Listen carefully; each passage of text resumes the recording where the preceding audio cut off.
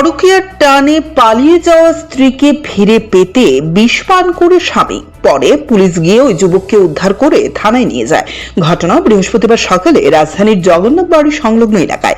যুবকটির নাম নয়ন দাস, বাড়ি রামনগর 4 নম্বর রোড এলাকায়। 5 বছর আগে 2 শিশু কন্যাকে সাথে নিয়ে এক অসহায় বিধবা মহিলা তার বাড়িতে ঘর ভাড়া চাইতে আসেন। মহিলার নাম রমা হরিজন। মহিলাটিকে দেখে তার বড্ড করুণা হয়। মহিলার প্রেমে পড়ে যান তিনি নিজ বাড়ি ছেড়ে মহিলাকে বিয়ে করে 2 কন্যা সন্তান সহ মাস্টারপাড়া এলাকায় ভাড়া বাড়িতে থাকতে শুরু করেন। সম্প্রতি এই মহিলা অন্য এক পুরুষের প্রেমে পড়ে। শেষ পর্যন্ত স্বামী এবং আগের সংসারের 2 কন্যাকে রেখে বাড়ি ছেড়ে বেরিয়ে যায় মহিলা। অন্য বাড়িতে আশ্রয় নিয়ে দিব্যি পরপুরুষের প্রেমে হাবুডুবু খেতে শুরু করেন ওই মহিলা। এমনটাই অভিযোগ বউ পাগল স্বামী। ওই তথাকথিত স্ত্রীকে ফিরিয়ে আনতে বিভিন্নভাবে চেষ্টা করেও ব্যর্থ হন নয়ন দাস। শেষ পর্যন্ত স্ত্রীকে ফিরে পেতে শরীরের রক্ত দিয়ে চিঠিও লেখেন, কিন্তু স্বামীর রক্ত লেখা চিঠিতেও রমা হরিজনের হৃদয় গলেনি। স্ত্রীকে নিজের ঘরে ফিরিয়ে আনতে ব্যর্থ হয়ে বৃহস্পতিবার সকালে রাজধানীর জগন্নাথ বাড়ি সংলগ্ন এলাকায় রাস্তার ধারে বিষ পান করে আত্মহত্যার চেষ্টা করে নয়ন। স্ত্রীকে বাড়ি ফিরিয়ে আনতে 4 দিন ধরে প্রচেষ্টা চালিয়েও ব্যর্থ হন তিনি। তাই এই দুঃখে নিজেকে শেষ করে দিতে বিষ পান করেন বলে জানান তিনি। সে হাজবেন্ড মারা গেছে, স্যার আমি ক্লাস 5 তে ভালো পাইতাম।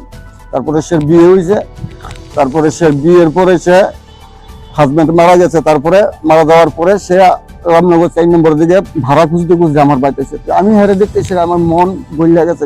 আরে তোমার এই অবস্থা, আমার বাড়ির ভাড়া আনছি। তারপরে ভাড়া আনতে সের লগে আমার ভালোবাসা হয়, সেরে আমি বিয়ে শাদী করি। সেরে নিয়ে আমি মাস্টার ভাড়া পাই। ভাড়া খাওয়ার পরে 1-1.5 বছর হয়ে গেছে। ভাড়া খাওয়ার পরে সে প্যারালাইজ হয়ে থাকে দাদা। তারপরে আমি 1 মাসে আমি পয়সা বাড়ির টাড়ি বেচতে চেয়ে সেটা আমি সুস্থ করছি। তারপরে আমি আমাদের জ্বালাইতো বাইক লিয়ে যাবো আমি বাড়িতে লিয়ে ঘুরছি। পরে বাড়ির চলতেছে সে বাড়ির আর বাবার বাড়ি থেকে বেশি আমার এনে থাকে কম, বাবার বাড়ি থেকে বেশি আমার এনে থাকে কম। ও আরে মার শরীর পেল না, আসলে হ্যাঁ মার শরীর পেল না। আমি কই যাবো, আমি পাল্লা দেবে আমার একটা সুগার রোগী, তুই বুঝো না। কি করছে তোমার বউ? কি করছে আমার বউ রাত্রে 11:30 আজকে তো 15 দিন আগে একটা ছেলের লোকে ফোনে কথা কইছে। ফোনে কথা কয় সে কি সম্পর্ক ওর, আমি সন্দেহ করতাম কিন্তু হেরি কম যে আমি ভাবছি না। আমি খুব আদর করি, খুব ভালোবাসি। আরে আমি কি করছে সে ছেলের সঙ্গে কথা টথা কইতো, কথা কইছে মানে আর কি আমার কিতা কইব, কিতা বুঝাইব কোন আমি সেরে আমি কইছি। সেরে আমি ধরতাম পাচ্ছি, পাওয়ার পরে এরপরের দিন আমি সকালবেলা মোবাইলটা নিয়ে বসছি একটা দিয়া। মোবাইলটা আনো না, তারপরে সে কিটা করছে আমার বাড়িতে আসছে সকালে। তারপরে আমি হেরে মারছি, মারো না ওই পুরাটা মানে যে পলাশ পালাটা হেরে আমি খুঁজদাছি এর বাড়ি বলে তেলিয়া মোড়া। এই নাম্বার দিয়ে আমার মোবাইল না, হ্যাঁ আমার খালি মোবাইল কিনে দিব আমার বউ। আমার বউ যখন আমার মোবাইল কিনে দেবো, আমার বউ কাজ করে।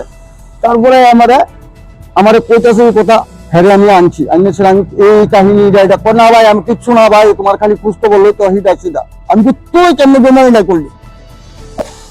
আমার বউ একটা ছেলের সঙ্গে উনি কথাবার্তা কইছে। কথাবার্তা কোয়ার পর তারপরে আমি কইছি আমি সেই ছেলের হাত খুলছি, আরে মারছি আমি। তারপরে সে আমার লগে অনুপ দেওয়ার কোনো দেখাটা না, তোর লগে কোনো কথা নাই, এই মুন্সিপাল লগে নাই। আজকে তো আপনার 25 দিন হলো। হ্যাঁ হ্যাঁ বাবার বাড়িতে। তুমি এখন কি চাও? আমি আমার মিসেসরে আমার বাড়িতে চাই।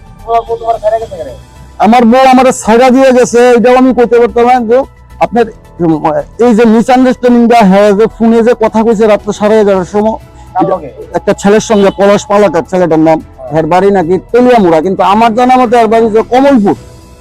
কিন্তু ছেলেটার সাথে কি তোমার বড় অভিজ্ঞ সম্পর্ক ছিল না? অভিজ্ঞত সম্পর্ক 15 দিন 20 দিন, এটা তো আমি প্রথম পারতেছি না, কিন্তু ফোনে টুনে কথা কইতো। তুমি আজকে এনে রাস্তা করে? আমি আজকে রাস্তা না দাদা, আমি 4 দিন ধরে আমি রাস্তা 4 দিন ধরে আমি ওর লোকে দেখা করতাম আমার মিসেসের লোকে।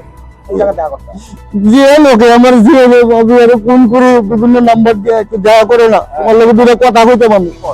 সে না তোমার লোক কোনো কথা নাই, আরে আমার লোক কি কথা না, তুমি 5 বছর আমার 3টা বাচ্চা তুমি নষ্ট করছো, তো আমার জীবন আমার বাড়ি তার সব দেখতে বুঝছা। আমি 2টা মেয়ে আছে, কার? এর এই সংসারে এর আগে সংসারের। Bureau report, CNA TV.